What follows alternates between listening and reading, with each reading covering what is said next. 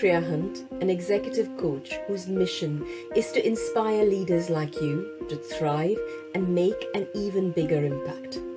Welcome to Ideasparks. This is a discussion focused on a leadership topic to spark some ideas in us by talking to people who bring their really varied and interesting perspectives to the subject. Today, we're going to be talking about effective communication, something that is critical for everything and everyone. And I have with me the three amigos, who are the people who inspired me in the first place to start my vidcast, Ideasparks. So Akhil, Henry, and Miles, welcome. I'm going to ask each of you to introduce yourselves. So Akhil, would you like to start? Yeah, sure. I mean, that's the first time anybody's called us inspiring. I tell you that. I mean, we've Surely actually not. had to stop the vidcast, leave our company we were working for to be called inspiring. But anyway, enough about that. So I'm Akil. I'm a social media professional. Have worked kind of for several companies, and I've worked with all three of the people here at Thames Water. Great. And Henry, over to you. I was going to say, it's a shame you have to leave in order for our true brilliance to be recognised, isn't it? I'm Henry Badman. I'm an environmental scientist by background, and have spent the last sort of 8 years or so working within the water industry on a variety of things, but latterly sort of environment strategy, biodiversity, net gain, natural capital, that kind of stuff. So lots to keep me busy. Brilliant. And Miles, last but not least. Great. Well, hi everybody. So I'm Miles. My background is sort of is political on the one hand, but kind of more sort of corporate affairs, external affairs, sort of business wide. So worked with you all previously at Thames. I now head up public affairs for Openreach, who are BT Group's infrastructure division. In addition to that, I also sit on the board of a wildlife trust charity. And I've spent some time sort of in local government, running a local government for sort of for 4 years or so. Yeah, and it's just great to be reunited with everybody. It's really nice to see everyone. It's great. It's lovely to see you all, and I think you're being very modest. You were inspiring while you were in Thames as well. So let's start off with communication. So Miles, I'm going to ask you this. It's often called the most important trait in business working. In your experience, what do you think works or doesn't work in business communication?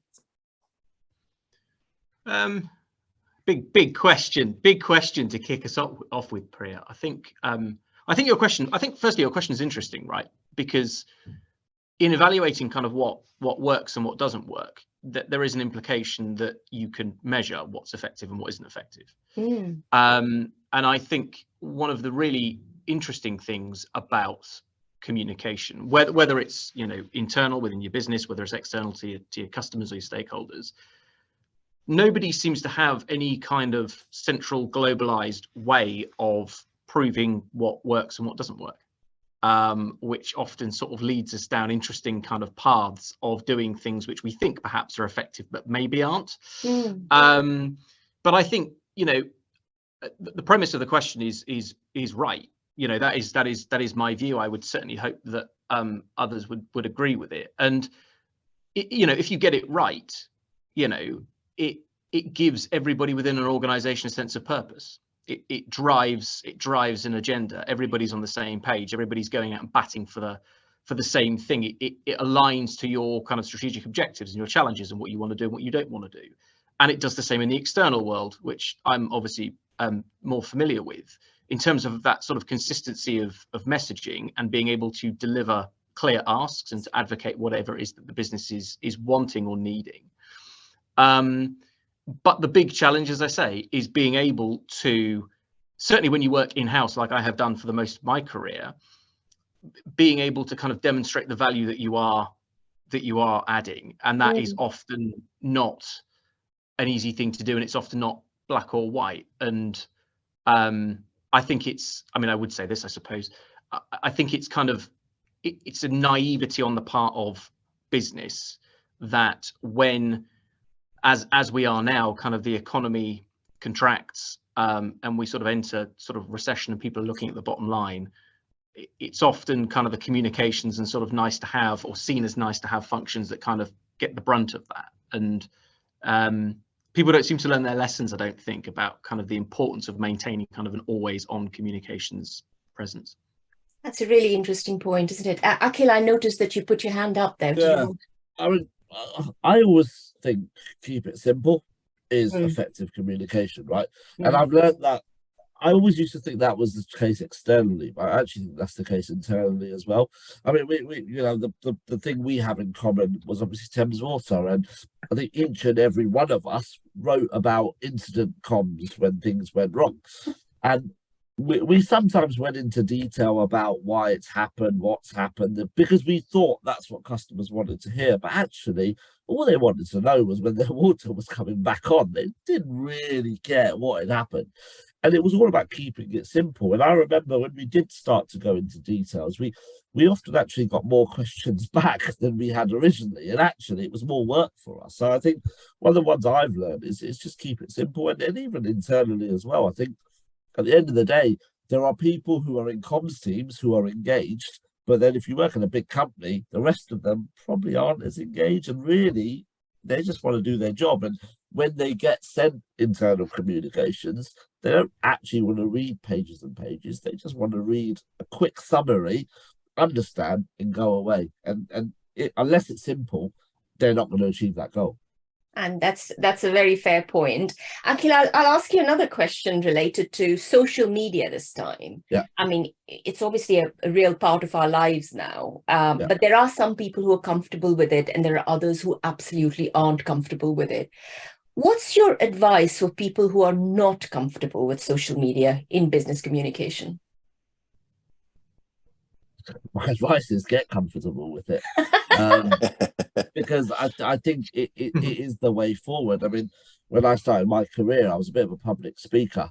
And I used to love talking, used to love explaining comms via voice. But when social came, I had to learn to write. And I actually wasn't a very good writer. And it was something I hated doing. But I could see that social media, even if it's 140 characters as it was then, it's 280 now. That's not many words, but I still felt like, wow, okay, I actually have to make sure I can write because that's the way forward, and I had to get used to it. So I think people have to get comfortable. I think if you're not comfortable yourself, try and get someone who is comfortable. Even if you're on a very small budget, you might be able to just get your best writer to help out. You can still design, deliver comms, but maybe they can just do that little bit of writing and that little bit of delivery for you. So there are ways around it. But I think if you're going to hide from social media, you know, you're probably not going to achieve everything you want to achieve, and you probably won't reach your maximum. That's good advice. Thank you. And Henry, coming back to the environment, which is such an important topic, more and more people are getting more climate conscious and aware. In your experience, how can good communication improve our collective approach towards the environment?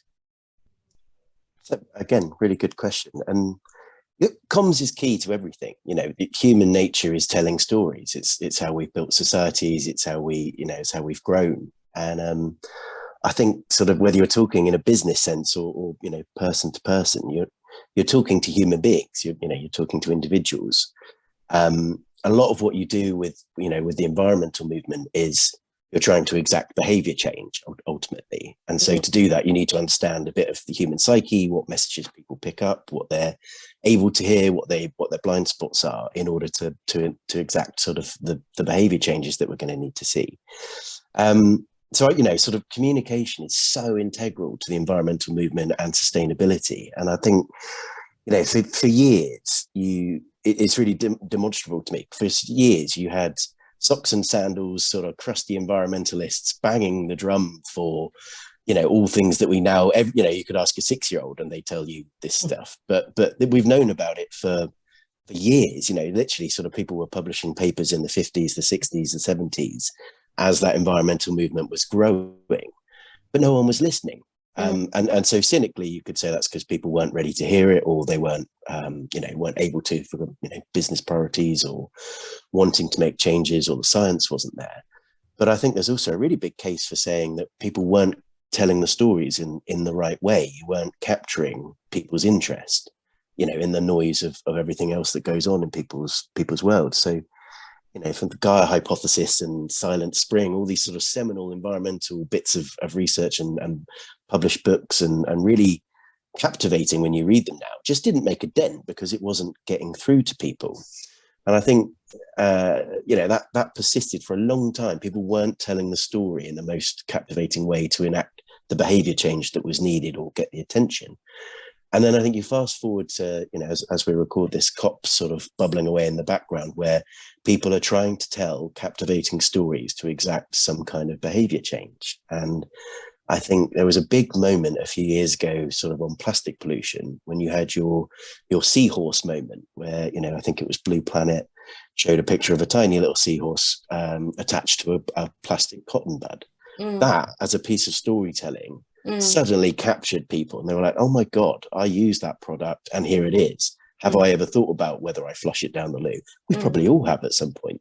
But because of the storytelling and the way that was presented, it made it very relatable. It made it something that people care about. And then it made it something that people were willing to start making changes on. So, you know, and I think, again, you sort of Greta Thunberg and the likes of that youth activist wave that we seem to have had are telling a story in a really captivating way that ultimately there's good science now, which helps, but there's an emotive connection, which I think people haven't had in the past, which now that storytelling is so compelling that, you know, even the sort of hard-nosed business leaders, world leaders that don't want to make concessions, don't want to sort of put their economies at risk at this particularly fragile time, cannot ignore the weight of the story that's being told at the moment when it comes to the environment. So I think, yeah, you know, it's about finding the right way to connect, and particularly an emotive thread, I think, works for the environment, because science was there for a long time and no one cared.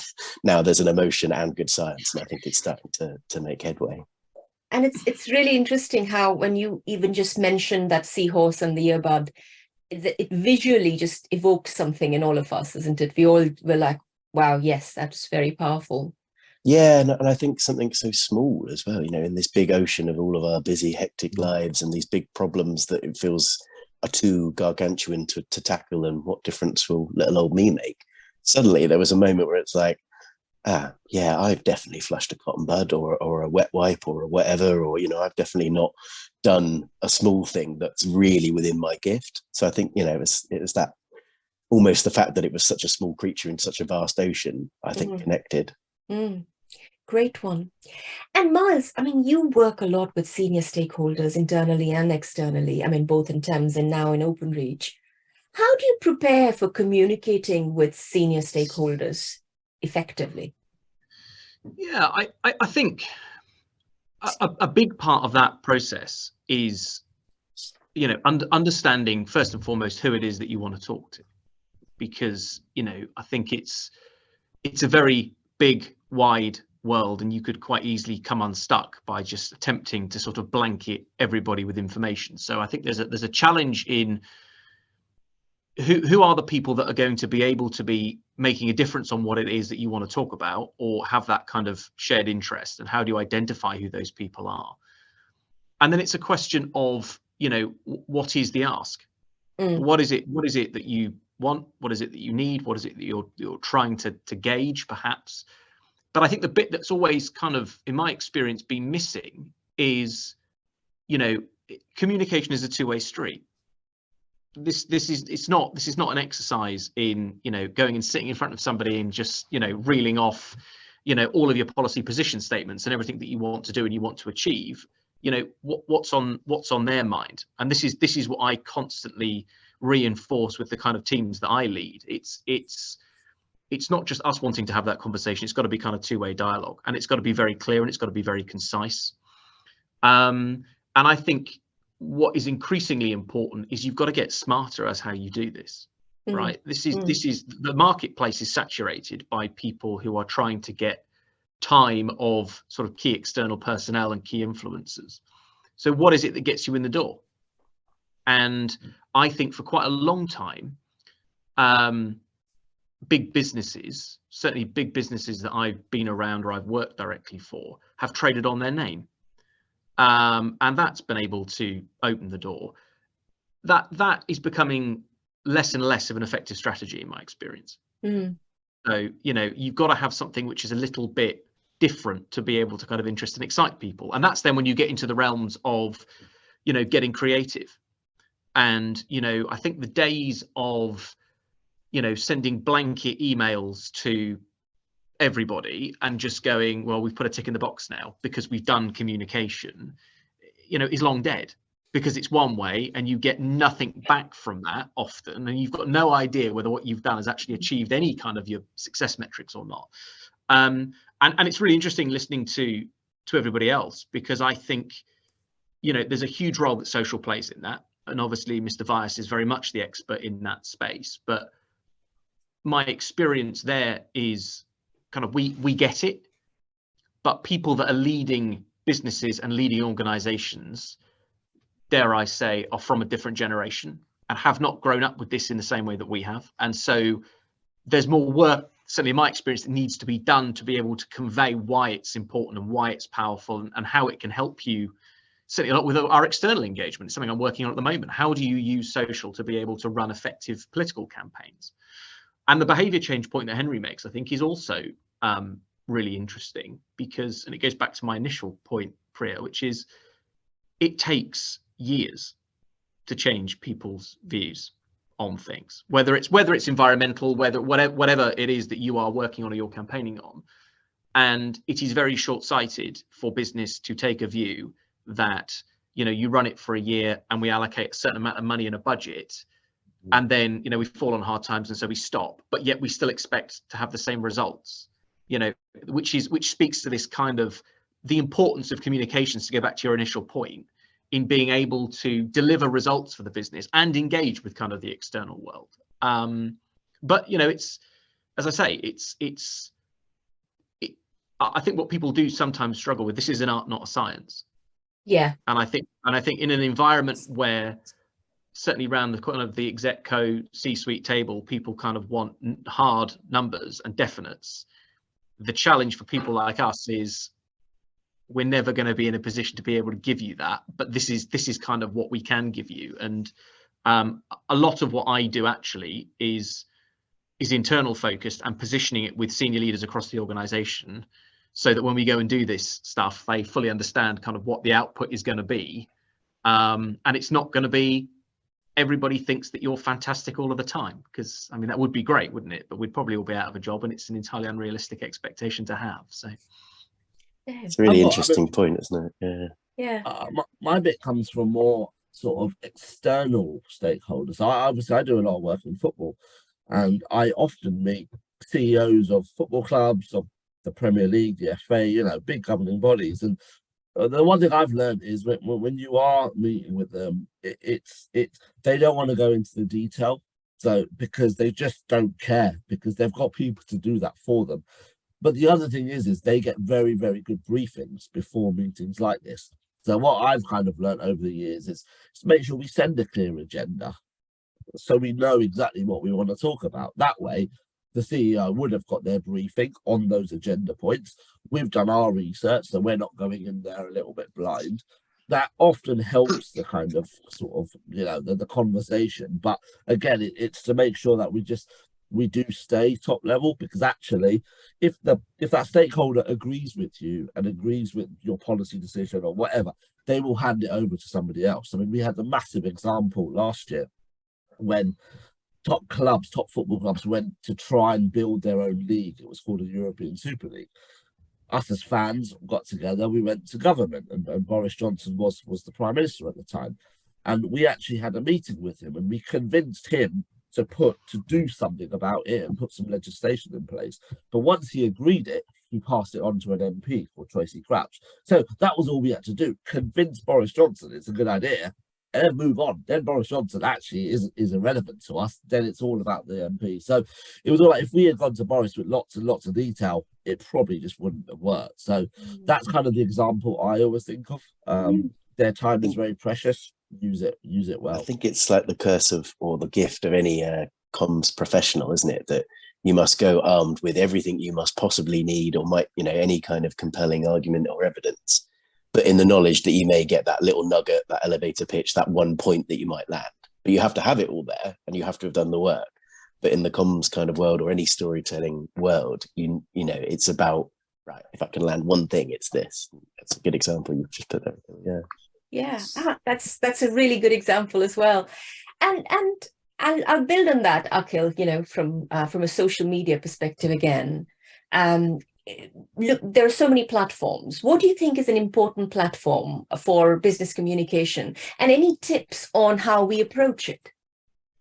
So if you talk about sort of internally, I've seen actually different companies do different things. Yeah. So some like to talk to their employees very privately, and then at Thames, I think we were one of them. So we focused on emails, we focused on Yammer, things like that. I work at the moment where I work at Team Sport, which is an indoor go-karting company, and we have a sort of a closed Facebook group, and that's the way we kind of communicate. But you have other companies who kind of use LinkedIn to communicate, but that's semi kind of public as well. That means that they actually kind of want their customers and they want their consumers or their stakeholders to kind of see what they're communicating, because often it's good messages out there. You know, if they've got good messages on diversity and things like that, then it's not only it's smart, it's quite smart from a comms perspective to make sure that kind of stuff is public. So it depends, and I think the best companies have a little bit of everything. So they have their kind of their closed networks, whether that's a Yammer or an email kind of, you know, going to their staff to announce big things. You know, if your company's made a loss, or heaven forbid you're going through redundancies or something like that, or a key person is leaving, you want that to be private. But if you do, again, you do want to say, you know what, we're going to create networks, and we have this at Thames, but we want to create networks of diversity. We're going to have 5 different networks, and we want to, you know, we're recruiting 5 chairs for the sort of networks. You kind of might want that to be on LinkedIn, because you actually want to show the world that, you know what, you're an employer who cares and you're trying to make a difference. So I think, Bria, it's about using all of them effectively. I think it's about also using things like Twitter and Facebook and stuff, and Instagram effectively as well, because you will have employees following you on those channels.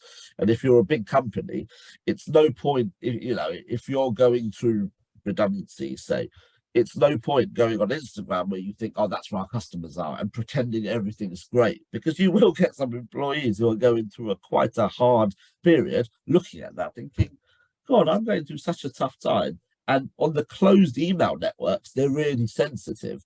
But you look at their Instagram, you would think everything's happy and lappy in the world. And you just think, hang on, it's the same people doing this. So I think you've got to be really careful as well to use your channels correctly, but sense the tone, because you will have people vice versa, you know, in cross groups and things like that. So, but that's important. That's something we've all gone through at Thames and other places where we've had very sensitive times but we've still had to do our job, but that's made it very difficult sometimes. I was just gonna say, Priya, off the back of that, my experience has been that I think people think that this is easy. And I don't just mean social, listening to Akhil talking, I mean sort of, you know, communications kind of more broadly. I think, you know, my experience has been that, you know, whatever the scenario, whatever the challenge, will comms our way out of it. And I think, you know, what Mr. Vyas was just talking about there, you know, was quite a, you know, an in-depth and kind of strategic plan as to how a company may want to kind of view that kind of social space. You know, and I've been in meetings where people are just sort of, well, let's use all of it. You know, let's just use it all. Let's get some great photos, and we'll use Instagram, and we'll talk about stuff on LinkedIn, and none of it is rooted in any sort of form of strategy. It doesn't sort of drive to the, you know, the core kind of values or objectives that you have as kind of a business and as an organization. And, you know, if you get it wrong, which a lot of people do, it's public. Yeah. You know, there's no sort of rowing back on it. So you want to make sure that you are sure of what you're doing, or as sure as you can be, and you've got it right. And I think, again, perhaps that kind of speaks to, you know, maybe a generational shift in leaders kind of understanding kind of the power and the value of social. I mean, I was privy to a conversation the other day where somebody sort of suggested that we should immediately stop using Twitter, because obviously there's wider uncertainty around kind of what the new ownership is going to do because of the way it's gone about sort of laying off its workforce, and is it still going to be here kind of in a year? And again, where are your customers? Where are your consumers? Where are people? And back to your strategy, who is it that you want to communicate with? Now, I would suggest that the vast majority of them probably still have a presence on that platform. And therefore, you're probably naive if you sort of turn it off and jump ship and go on to something else. But again, it speaks to that wider sort of strategic understanding of what you're actually trying to achieve using sort of social, but any kind of comms method, really. Yeah, alignment. I think you want to be part of the conversation and not part of it. I remember a senior leader at a previous company to me once said, "Can't we just turn it off?" Well, yeah, we could absolutely turn it off, but those customers will still come. They'll still come and talk about us. It doesn't. But the only difference is we're not there to defend ourselves or to demiss or to. And actually, ultimately, your however you measure your net promoter score, your NPS, or your however customer satisfaction, however you measure it, it will just drop because you're not there to kind of battle against those negative comments. So it's up to you. And obviously the senior leader said, "Okay, we'll keep it on." Makes sense. And it sort of brings me back to the work that the three of you did, which was sort of, again, an engaging way of communication with vidcast when you guys started that in terms. And it became really popular. So, Henry, I'm going to come to you. What do you think was it about this vidcast, besides the charm of the three of you, of course, that really made it popular? And what is it we can learn from this? Shameless self-promotion is key.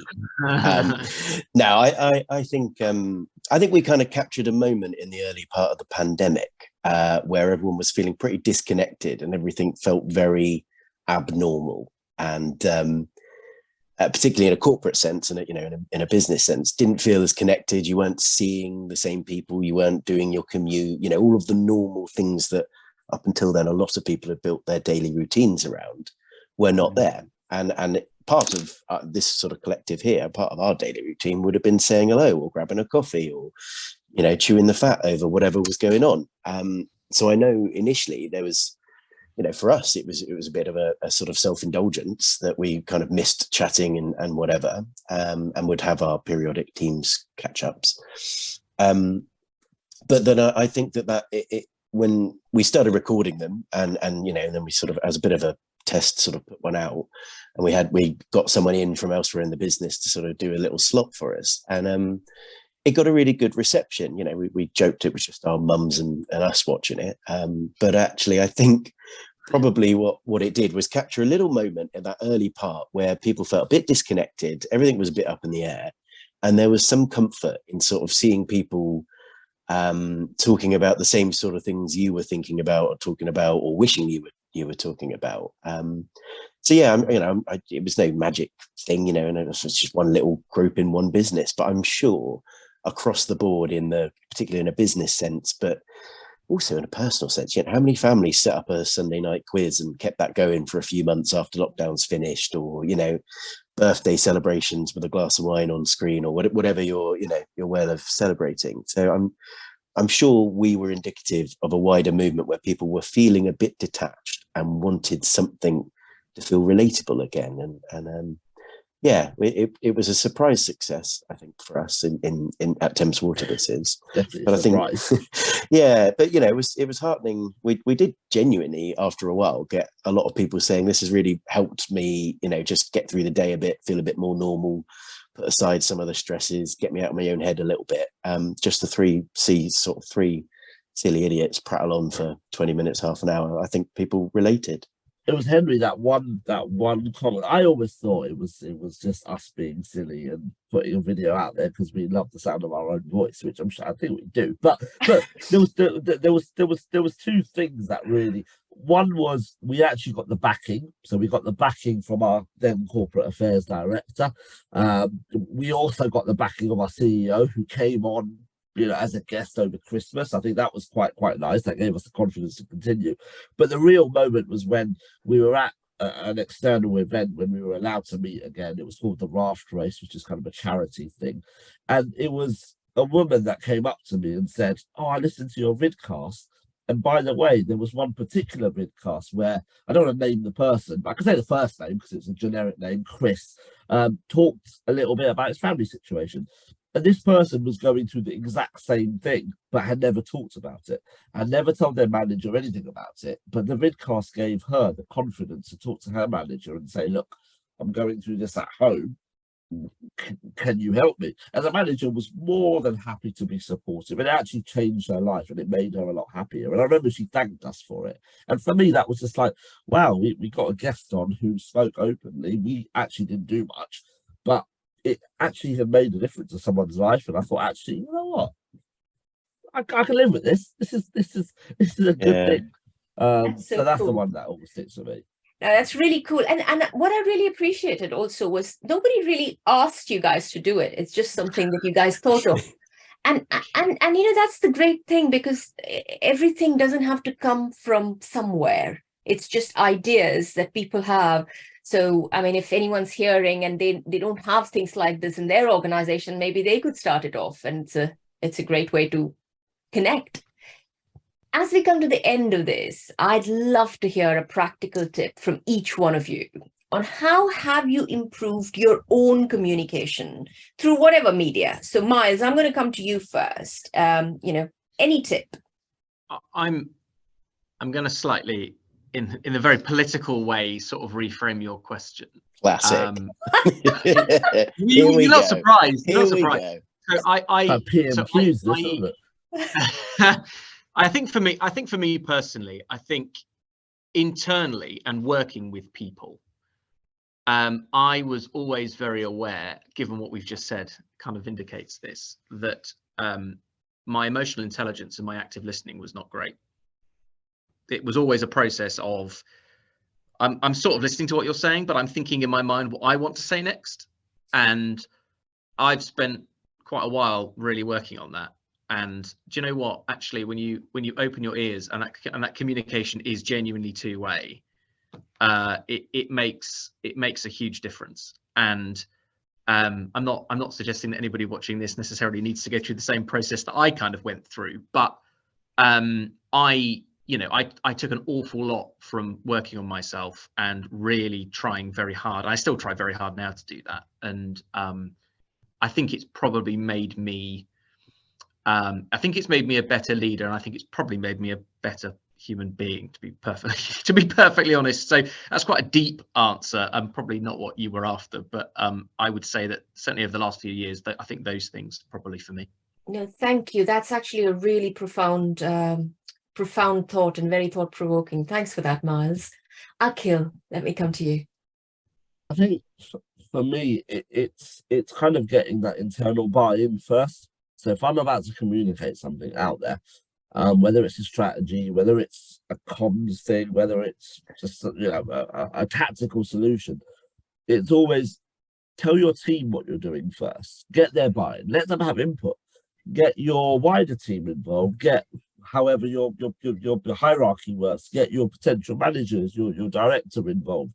Because actually, if everybody has input, everyone agrees with the approach, suddenly it's a lot easier to communicate, because you've got the backing of your team, your wider team, your company kind of thing. And then you think, if people then disagree with it, together we can then work out what we do. But if you're not united as a team, you think, well, if other people don't agree with it, how is it going to work, sort of thing. So I would say that's something I've learned over the years, to actually communicate with my own team more, let them know what I'm doing, let them know how I've got to an end goal. If I've got to a strategy, like Mars, we were talking about using channels in different ways. I've got two choices there. I could tell them this is how we're going to use the channels, or I could tell them this is how we're going to use the channels, but this is how I've come to that solution. Is there an input? Because sometimes people have great input. So that's what I've sort of learned. Sort of get people on side, and then it makes your communication a lot easier. Totally. And Henry, would love to hear your thoughts. I suppose I got three things I was going to say. One on a corporate business level. I think ask yourself sort of why. What's the point? What are you trying to communicate? I think we've mentioned it previously. There's a temptation sometimes just to say something or try and get a good news story out there. Release a press release, do a post or something. Thinking right up front, what's the point? Why am I doing it? What's the point? What am I trying to land? What's the reaction I want? What's the cause and effect that I'm after? And then tailoring your message to meet that. I think during the pandemic, I also reflected that you never know what someone else has got going on. So on a personal level, your communication style and or people's lack of it, on an interpersonal level, you just don't know. So be tactful and respectful, because you never know sort of how your message will land with others. And I think, I think that's a general focus for lots of people these days. I think we're getting a lot more conscientious about how we communicate, talk to each other, treat each other. So that was one. And then for me personally, I think I've fallen into the trap at various points of, it's all up here, and I think I've told everyone, and everyone knows what exactly is going on inside my mind. But sometimes just taking the time to make sure you have actually communicated what's going on upstairs to others. So yeah, my top 3. Great. That's great tips. And one of the things that I'm going to add on your behalf, because you guys haven't mentioned it, but I noticed you did it implicitly, was have fun while communicating, which you all did. So, which is great. Oh, we do have a laugh, don't we? Miles, Henry and Akhil, thank you so much for joining us. That's been a brilliant conversation, and I'm sure there'll be people who will think differently, potentially add some more thoughts when they are starting to communicate with others. Thanks so much. No problem.